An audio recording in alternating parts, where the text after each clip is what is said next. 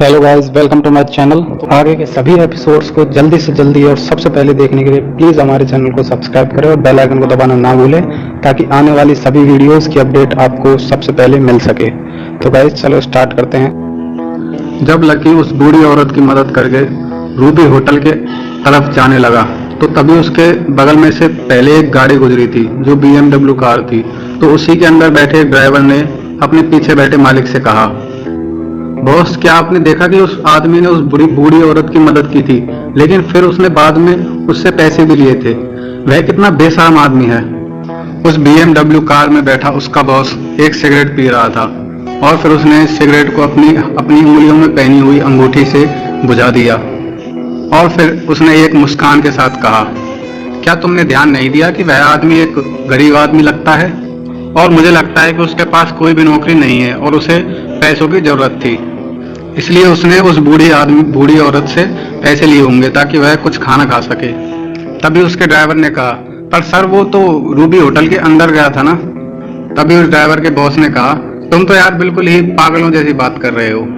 क्या तुम नहीं देख सकते कि वह अपने खुद के खाने का खर्च भी नहीं उठा सकता है, इसलिए हो सकता है कि वह कोई काम ढूंढ रहा हो और वह इसलिए रूबी होटल में सुरक्षा गार्ड की नौकरी या फिर किसी और नौकरी के लिए मांगने के लिए गया होगा। तभी ड्राइवर ने अपना सिर खुजलाते हुए कहा, सही कहा आपने सर। और फिर उसके ड्राइवर ने अपनी बात को जारी रखते हुए कहा, बाय द वे सर, आपको रूबी होटल में लगभग 8 बजे पहुंच जाना चाहिए था, क्योंकि सभी वहां पर 8 बजे पहुंच चुके होंगे और आप अभी तक वहां पर नहीं पहुंचे हैं, आप लेट हो चुके हैं। तभी उसके बॉस ने उस ड्राइवर से कहा, क्या तुम मेरे डेली शेड्यूल को बनाते हो? मुझे पता है कि मुझे क्या करना है। मैं इसलिए लेट आया हूं ताकि सभी वहां पर पहले ही पहुंच जाए और जब मैं अंदर घुसूं तो सभी का ध्यान मेरी तरफ होगा।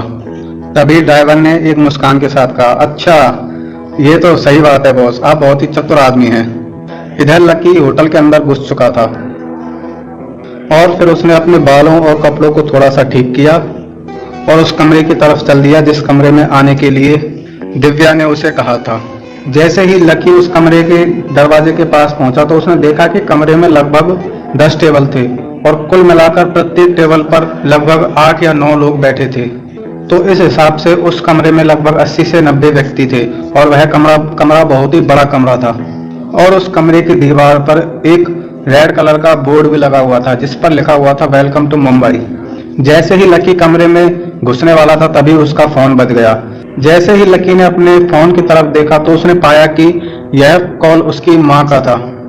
लकी ने तुरंत ही उस फोन कॉल को उठा लिया और फिर जब उसने अपनी मां से बात की तो उसे पता चला कि उसकी मां उससे मिलने के लिए बहुत ही उत्साहित थी, इसलिए उसकी मां भी उस रूबी होटल में आ गई थी ताकि वह लकी से जल्दी मिल सके। और उसकी मां ने उस होटल का सबसे अच्छा कमरा रिजर्व कर लिया था जिस कमरे का नंबर 888 था, यानी कि 888 था।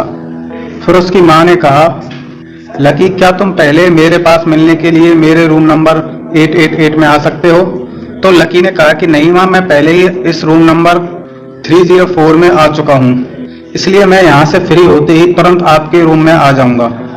फिर उसकी मां ने लकी से ज्यादा बहस नहीं की और उसने हार मान ली और उसकी मां ने कहा, ठीक है बेटा, पर जल्दी से जल्दी आने की कोशिश करना, मैं तुम्हें जल्द से जल्द मिलना चाहती हूँ। इतना कहते ही उसकी मां ने कॉल काट दिया। लकी अब यह सोचकर बहुत ही उत्साहित था कि उसकी मां और वह एक ही होटल में थे। तभी उसे दिव्या की आवाज सुनाई दी, लकी, तुम यहाँ इस तरह के कपड़ों में क्यों आए हो? और तुम अब आ गए हो तो छोड़ो, चलो अब हमारे साथ उस टेबल पर आके बैठो। तभी दिव्या अपनी टेबल पर जाने लगी और लकी भी उसके पीछे पीछे चला गया। फिर लकी ने देखा कि उस टेबल पर पहले से ही सीमा बैठी हुई थी। लकी को देखते ही सीमा ने मुस्कुराते हुए कहा, अच्छा तो तुम आ गए, लेकिन तुमने इस तरह के कपड़े क्यों पहने हैं? कमरे में मौजूद अन्य लोगों ने भी लकी की उपस्थिति पर ध्यान दिया था।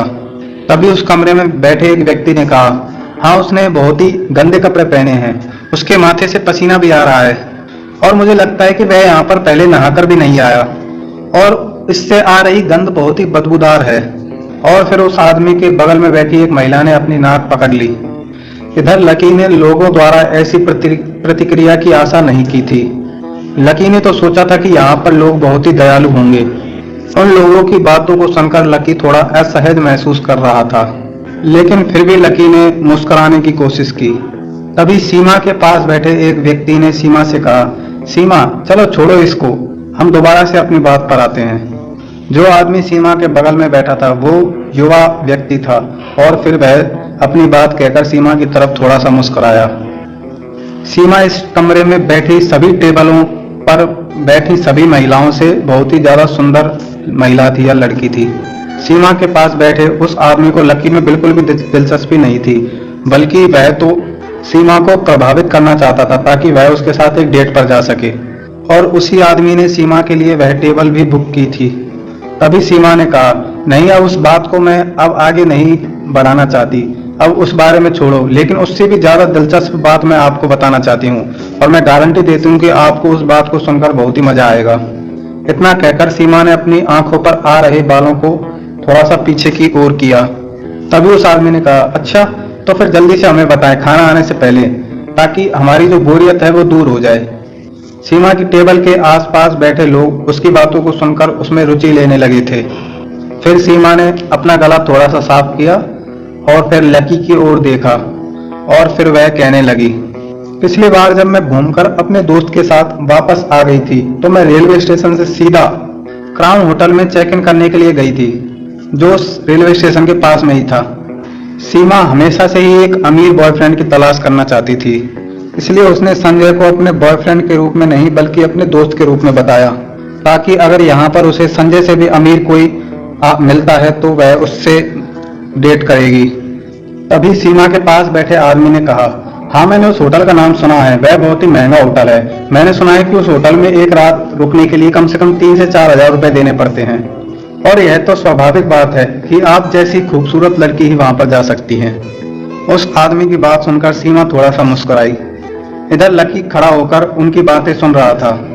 तभी सीमा ने कहा कि जब मैं उस होटल के अंदर गई तो मैंने पहले से ही वहां पर इस आदमी को खड़ा हुआ देखा था। सीमा ने लकी की ओर इशारा किया और फिर अपनी बात जारी रखी। यह आदमी वहां पर चेक इन करने के लिए खड़ा था। इसके शरीर से बहुत ही पसीना आ रहा था। तभी उस कमरे में बैठे सभी लोग लकी की ओर देखने लगे और आपस में फुसफुसाने लगे। तभी सीमा के पास में बैठे एक आदमी ने कहा, क्या कहा? यह आदमी वहां पर था? इस आदमी के पास इतने पैसे कहां से आए होंगे? मुझे नहीं लगता कि यह उस होटल में 1 घंटे के लिए रुकने के भी पैसे अफोर्ड कर सकता है, और इसके जैसे सस्ते कपड़े पहने हुए गरीब व्यक्ति ऐसा कैसे कर सकता है? तभी वहां पर बैठे दूसरे व्यक्ति ने कहा, तुम जरूर ही मजाक कर रही हो।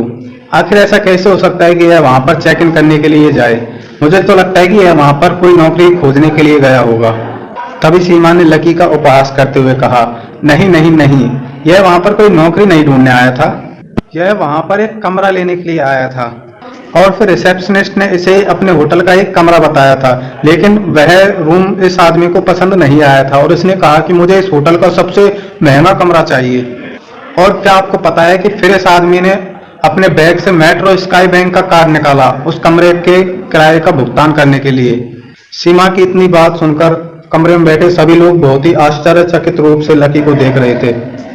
तभी पास में बैठे एक आदमी ने कहा, ओ माय गॉड, तुम क्या कह रही हो? क्या तुम्हें पता है कि क्राउन होटल के प्रेसिडेंशियल रूम की कीमत लगभग एक रात की कम से कम 5 से 8 हजार रुपए के बीच है, और अगर इस आदमी के हाथ में मेट्रो स्काई बैंक का कार्ड था तो यह इसके लिए कुछ भी नहीं था, क्योंकि उस स्काई बैंक में खाता खुलवाने के लिए पहले कम से कम 3 लाख रुपए अपने अकाउंट में जमा करने जरूरी थे। तो इसका मतलब था कि यह सक्षम होगा वहां का किराया देने के लिए। और फिर उस आदमी ने अपनी बात को जारी रखते हुए कहा, मेरा भी एक दोस्त था जो बहुत ही अमीर आदमी था, उसका भी खाता स्काई बैंक में था और उसके पास उसके गैरेज में कम से कम 10 फरारी खड़ी रहती थी, और मुझे लगता है कि यह आदमी उतना ही अमीर होगा अगर इसके पास स्काई बैंक का कार्ड है तो। उस आदमी की बातें सुन के उस रूम में बैठे सभी लोग चौंक गए थे। अब वे सभी आगे क्या हुआ था वो सब बातें जानने के लिए बहुत ही उत्सुक थे। तभी उनमें से एक आदमी ने सीमा से कहा, तब तो जरूर ही यहाँ उसके पास होटल का जो मैनेजर है वो उससे मिलने के लिए आया होगा, है ना?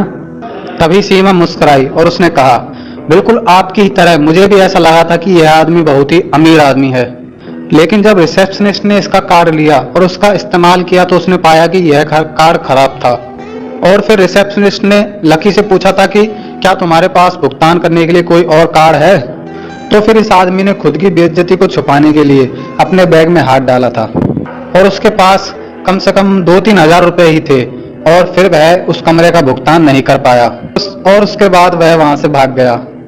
और फिर सीमा ने लकी की ओर देखते हुए कहा, लकी, क्या मैं ठीक कह रही हूँ, है ना?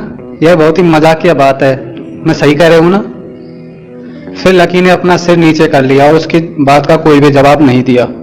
तभी उनमें बैठे एक आदमी ने सभी का ध्यान भटका दिया।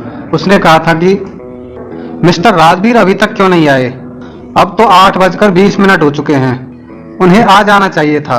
तभी वहां पर सभी लोगों ने नोटिस करना शुरू कर दिया कि राजवीर जी अभी तक नहीं आए हैं, क्योंकि राजवीर इस आयोजन का प्रभारी था और वह अभी तक नहीं आया था।